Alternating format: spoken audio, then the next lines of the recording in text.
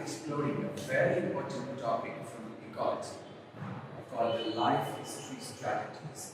It's all about R selection and K selection, and it's a treasure trove of questions for CSIR. And the interesting thing is that some of these questions are interrelated.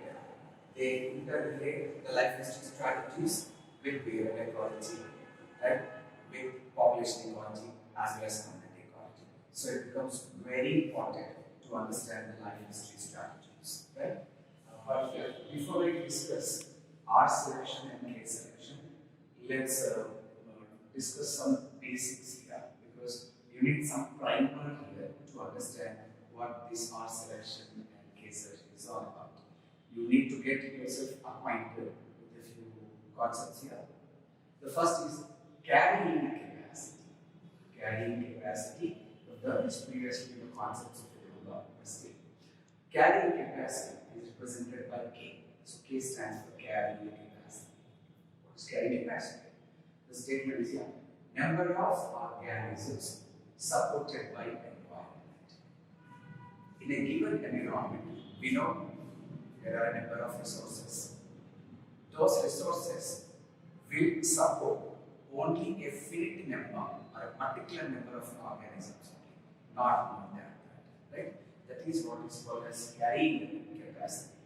Just for sake of this bench can seat 3 people. Its capacity is 3 students. So the carrying capacity of this bench is 3. Or, say for example, there are 10 burgers here to eat, and there are 20 people here to eat them. But one burger is for one person. One person can eat only one burger. So the 10 burgers here would support only 10 people, not the 20 people. Right? So how many number of organisms are supported by the available resources, in this case 10 burgers? That is what is called as carrying capacity. Right? We will talk about it later on when we go to population ecology, because we need to employ it in the logistic growth equation. Right? The assumptions are very important. Then, to understand the R selection and K selection better, you also need to acquaint yourself with 2 more terms. Right? It's about reproductive nature. Based on their reproduction, life cycle, or reproductive life cycle or reproductive nature, organisms are 2 types. Semal-parous organisms, heteroparous organisms. Right? Let's understand what they are. Let's go to the etymological part of this concept. Parous basically means production. It's about producing. It's about producing eggs. It's about producing offspring. It's about that, right? So parous is production here. The term semal has a Latin root, and it means months. Semal means months, right? So semal parous means once production. That means only one production. That means these are those organisms that will reproduce only once in their life cycle. Only once in their life cycle. In fact, their motto in life is to reproduce, produce offspring, and say bye-bye to life and go on. Right? So basically, they will reproduce only once in their life. That means they have only one reproductive episode in their life. They don't have many episodes like TV serials and all. Just only one reproductive episode and be done with it. They reproduce only once in their lifetime.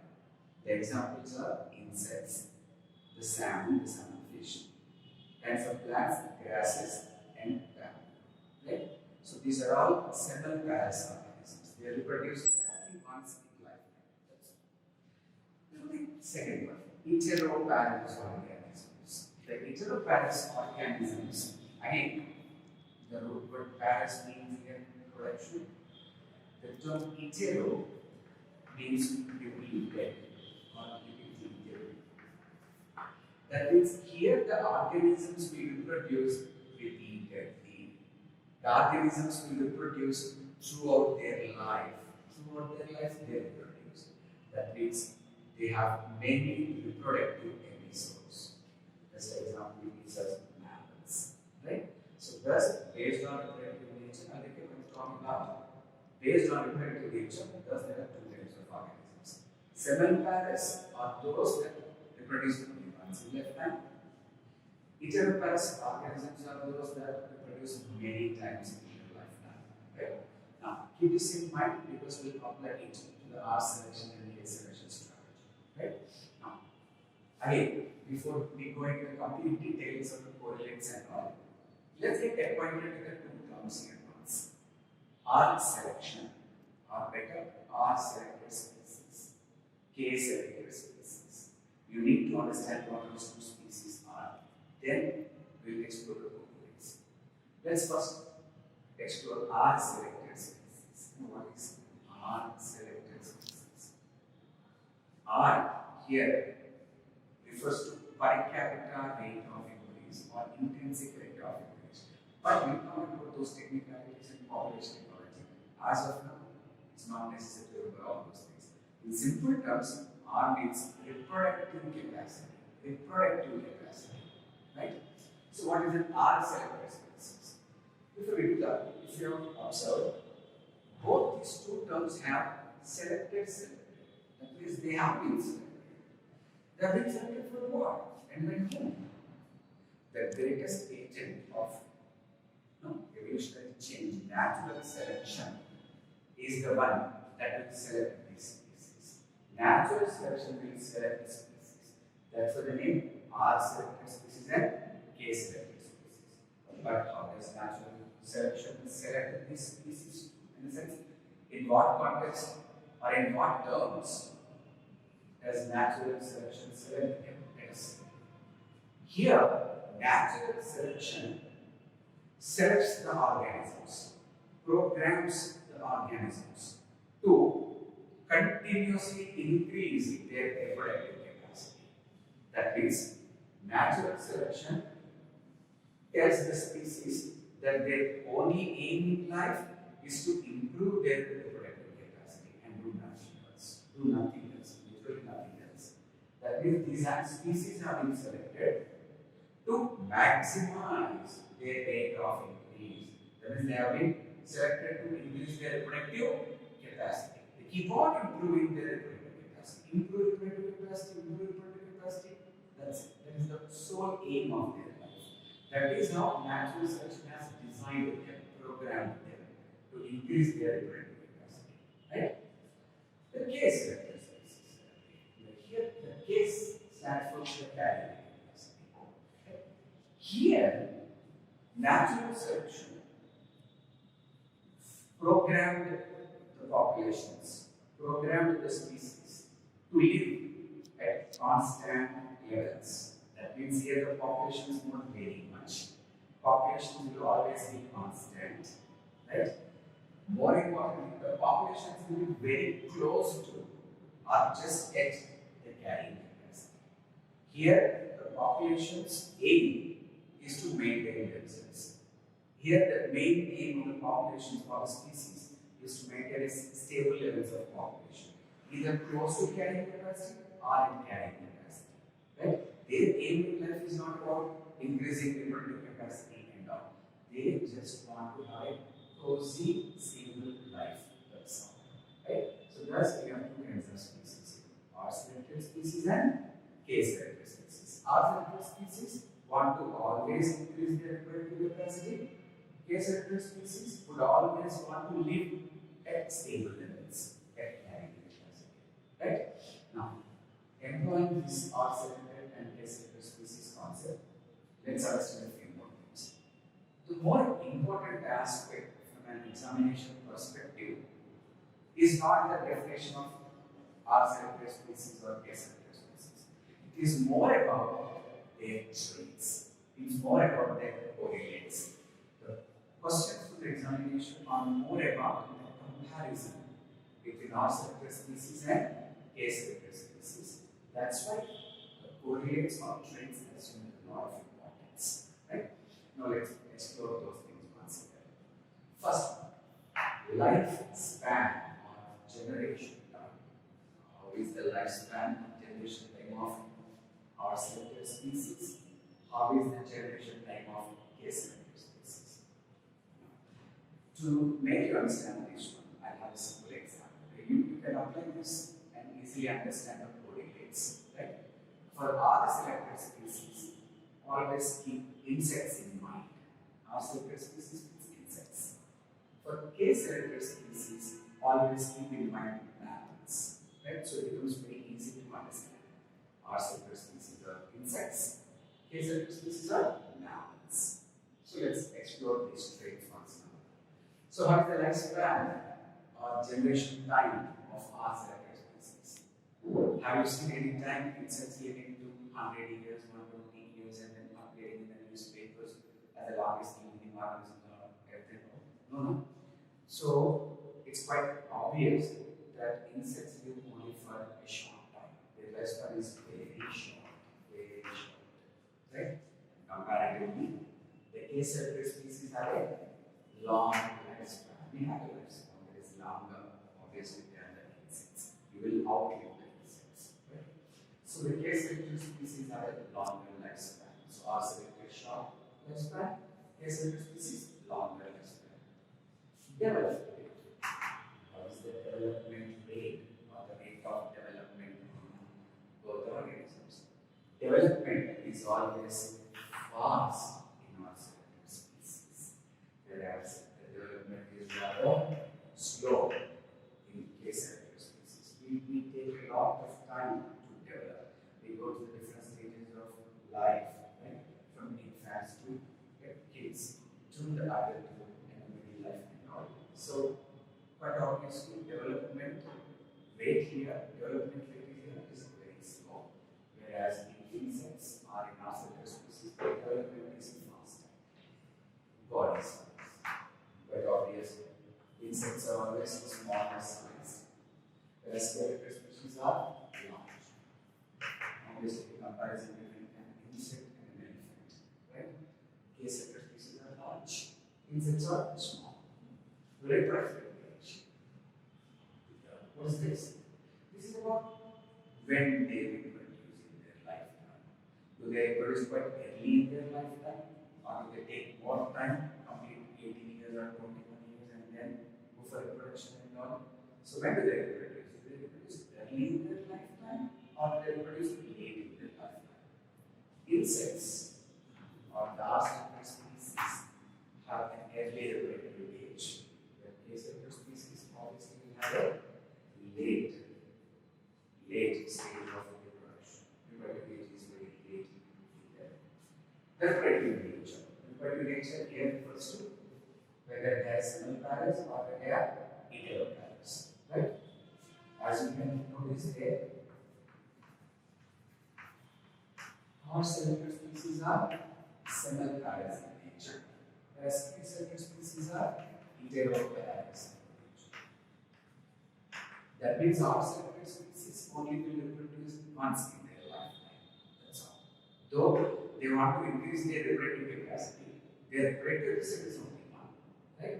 Whereas K-selected species will reproduce throughout their lifetime. They have many reproductive episodes. Right? Now, reproductive rate. The rate of reproduction is always high in non-selected species, and the rate is low in K-selected species. But the more important aspect is this. If you have observed here, we saw that the reproductive nature of R selected species is several parents. That is, they reproduce only once in lifetime. That's all. Whereas I was telling you, the aim of R selected species in life is to improve reproductive capacity.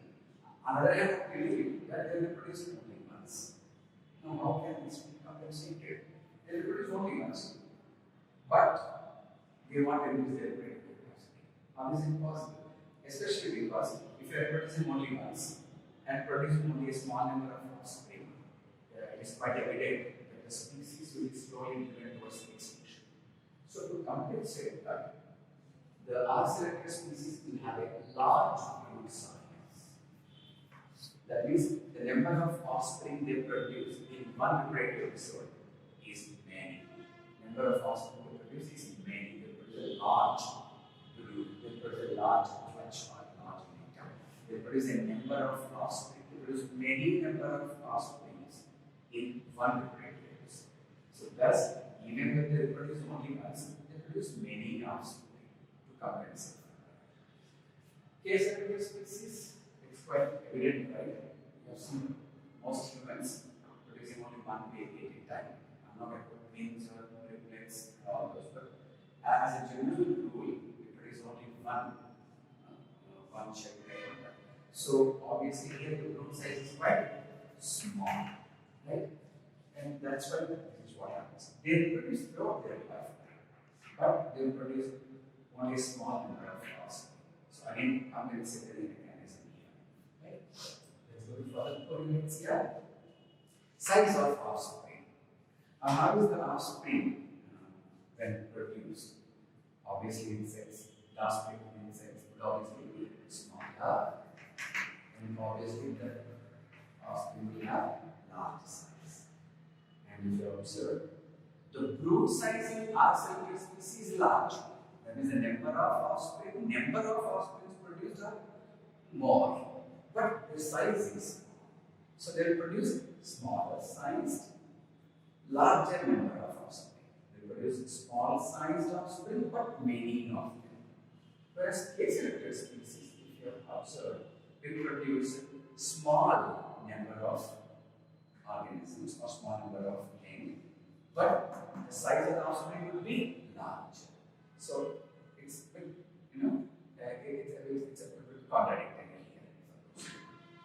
Then the rate of maturity, this is the rate of maturity of the end that I'm talking about.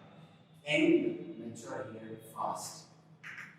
End mature faster in Arcellus species, whereas the rate of maturity of Caselector species is quite low. Then mortality of the end or offspring. We talked about this later on in population quality, but right now, as of now, the mortality rate in Arcellus species is very high mortality rate here.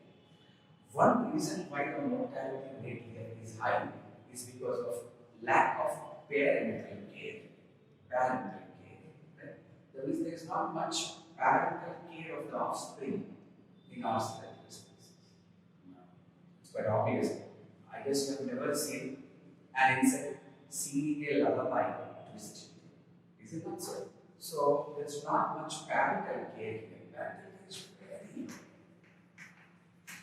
Parental care is very low. Because parental care is very low, resources available from the parents to the end is also very low. And as a result, the mortality rate is quite high mortality rate we have in Arcellus species. In Caselector species, what it obviously goes to show that the parental care is very high. Your mother singing lullabies to you, feeding you, nourishing you. Right? The parental care is very high. And because the parental care is high, the quality of parental care is high, obviously here the rate of mortality of the younger offspring will be very low. So most Arcellus species die by the end, and the large number of Caselector species will survive till a long time. Population size. How is the population? In Arcellus species, population size is always variable. Population size is always variable. It keeps on fluctuating. It's not constant. It varies. Whereas, if you remember, for Caselector species, the motto of their life is to maintain constant population difference. So obviously here, the population size in Caselector species will be always constant. Will always be constant, close to the carrying capacity.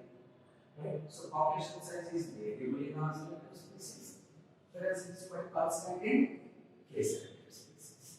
Right? Survivorship curves. This you won't understand as of now. We learned this in population ecology later on, right? But as of now, just remember this, that Arcellus species come under a particular survivorship curve called the curve 3, whereas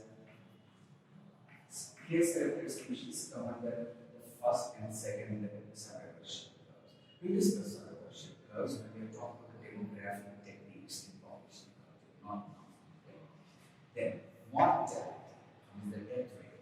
Here I talked about mortality at the end. Now I am talking about the general mortality or the mortality of the entire population. And especially here I am talking about mortality with reference to the population density. That means, is the mortality dependent on population density or is the mortality independent of population density? This is density independent mortality. That means the mortality will occur in the population irrespective of how the population density is. Right? So mortality here does not depend on population density. This is density dependent mortality. Right? It's quite obvious.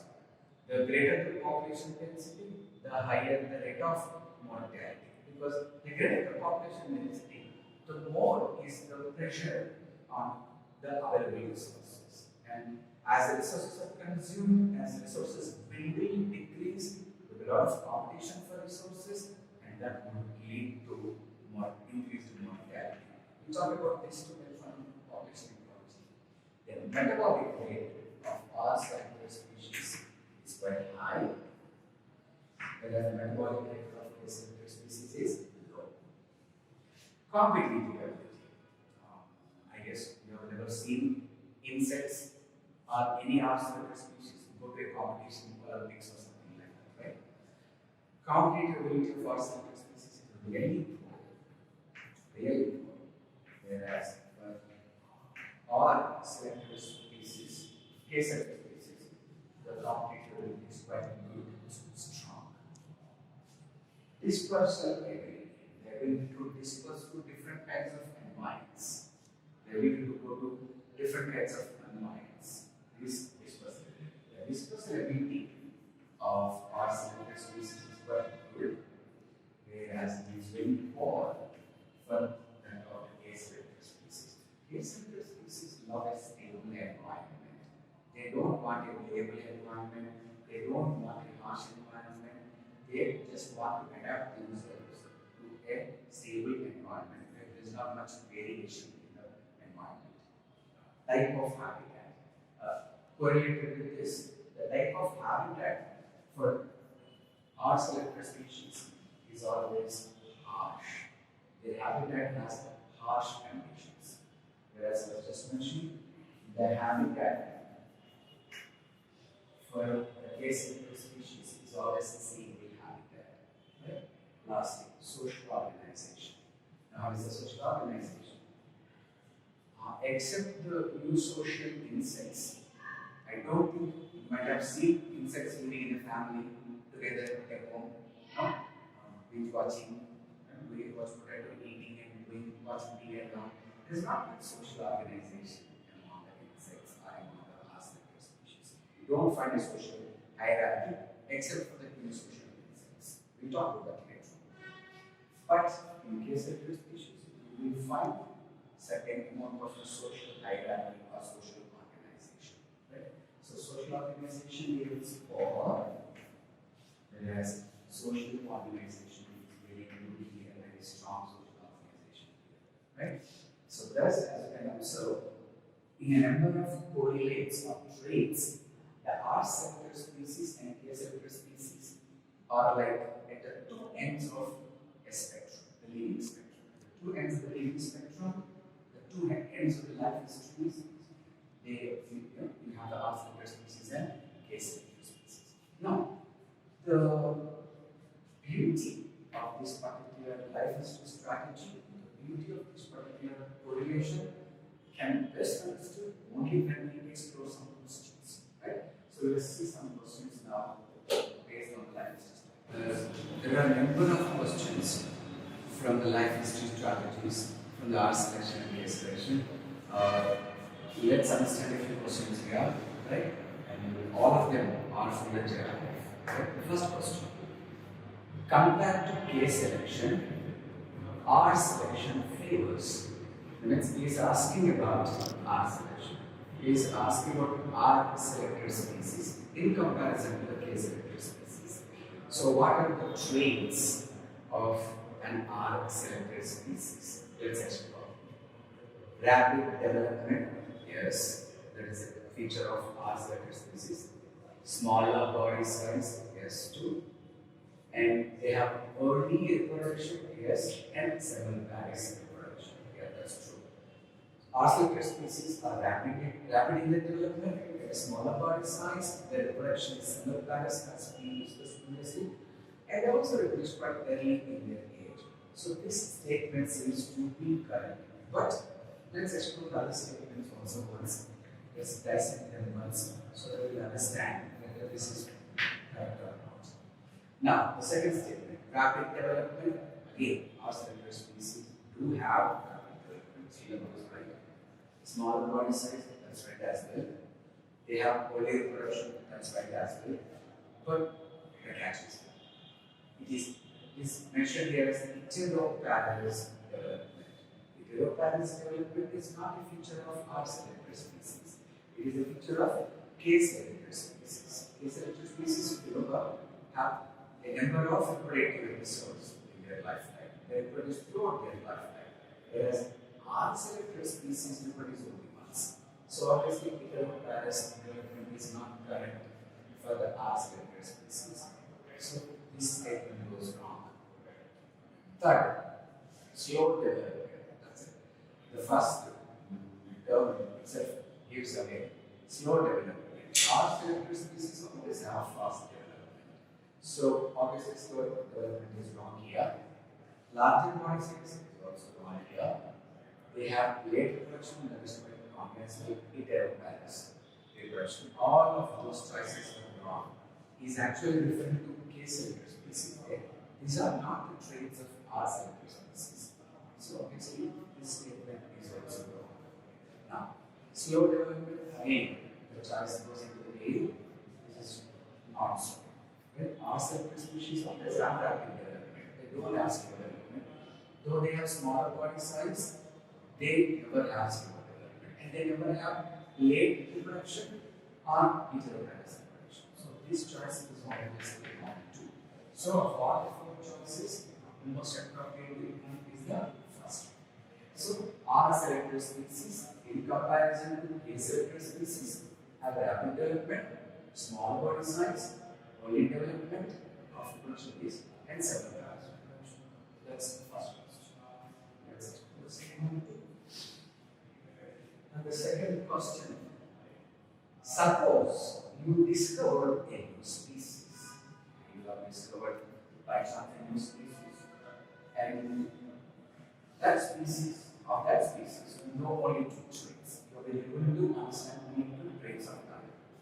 Okay? So suppose you discover a new species about which you know only two facts. First, it is small sized, and second, it is short. That means its lifespan is very short, body size is small. Right? Which of the following strategies is most likely to be true for this species? Now, to answer this question, first you need to decipher to which species is referring to. Is it R-selected or K-selected? Now, small size means obviously R-selected. Short-lived or Gauss obviously means R-selected species. So this species, this new species which you might have discovered, obviously belongs to the R-selected strategy, right? So the question is about R-selection. So what kind of strategies will now this species show additional to small size and short? The first one, breed early and more than once in life and produces large number of small size offspring. Now, this statement breeding early. We saw that R-selected species breed early. So this part statement is correct. But this is where it goes on. More than once in life. No, R-selected species, as I told you, are single pairs. So they produce only once. They can't produce more than once. So this part of the statement is wrong. Right? And they produce large number of small sized offspring. this part is right. They do produce offspring that are smaller size, but they produce a number of offspring at a time. So the third part of the statement is right. First part is right. The second part is wrong. So obviously this choice is wrong. Next, breed A and only once in life and produces large number of small sized doves. Again, our selected species breed early, they don't breed late. So this part of the statement is wrong. The other parts of the statement are fine. Yeah, they breed only once in life. They do produce a large number of offspring which are smaller in size. So this statement, the second part of the statement is right, but the first part of the statement spoils it. So basically, this is also wrong. The third, breed early as they go, and only once in life that they do, and produces large number of small sectors. Yeah, this is the most appropriate. They do breed early, last sectors, only once in the Paris, and they produce large number of offspring. The fruit size is large, but the offspring are small.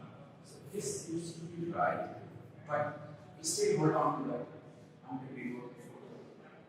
Breed early as they do, only once in life, like we do that, produces small number of large size offspring. No, they don't do that. They produce large number of offspring, more number of offspring, but smaller size. This is a feature of case selected species, not our selected species. So obviously this statement is also wrong. Right? So the fourth choice is the third one seems the most appropriate. Yeah. The new species, which is small size and short lived, is large selected obviously. So if you breed early, only once in lifetime, and produces large number of small size offspring. That's the second question. Let's run through the third question as well. The third question is about trees, big trees, big trees. Grasses, bamboos, and small sized plants come under R selected species, right? Whereas big trees, huge trees, they come under the K selected species. So he's asking the most important reproductive strategies of big trees in forest are is essentially referring to K selected species. That means big trees are K selected in nature. If the trees are K selected in nature, what would be their reproductive strategies? What would be their life history strategies? Let's explore. First, earlier age of reproduction and production of large number of small seeds. Okay, the first part of the statement is wrong. K selected species, if you remember, they produce late. They produce late, right? They don't produce early. So this part of the statement is wrong. It is not applicable to the big trees. So this where it was wrong. But let's see the second part of the statement. Production of large number of small seeds. K selected species always produce selected species always produce larger seeds but smaller number of them. Their fruit size elevated. Basically, the number of seeds they produce would be larger, would be smaller number, but the seeds would be larger. So the second part, production of large number of small seeds, that part goes wrong actually. They produce small number and large seeds, not small seeds. So the whole statement goes wrong here. Second, earlier age at first reproduction and production of small number of large seeds. Again, the first part of the statement was wrong. Earlier age at first reproduction is not a feature of K selected species. The second part of it holds good. Production of a small number of large seeds. Yeah, K selected species, I told you, they will have a small fruit size, but the offspring size is larger. So we can relate to the trees as well here. They will produce a small number of seeds, but the seed size will be larger. The second part of the statement is right, the first part is wrong. So this also goes for toss. The third, later age at first reproduction. Yeah. K selected species will produce late. They do. Natures will produce Later the age of first production, that part is right. And production of a large number of small cells. No. They are asexual species. So obviously they will produce, right? They produce large sized seeds which are smaller in number, not large number of small seeds. So though the first part of the statement is right, the second part of the statement does not hold water. So obviously this statement also is wrong. The last one. Later age at first reproduction occurs and production of a small number of large seeds. This is the most appropriate of all. Asexual species, the big trees, they do produce large sized seeds, but few in numbers, and they will produce late in their lifetime. So the fourth statement is current here. So as you can see here, questions will be asked that correlates more, especially correlates when you focus on the R-selected species or K-selected species. You have to first of all, in second case, you have to determine which particular species is he talking about. In this case, he was talking about R-selected without mentioning that it is R-selected directly. In this case also, he has not mentioned which species it is. He indirectly mentioned that there are big trees. It's for you to decipher that the species is referred to as K-selected species. And then you have to apply their traits to the choices. Right? So percentages can be of diverse nature from this life strategies. It's actually true of many questions. Let's respond to this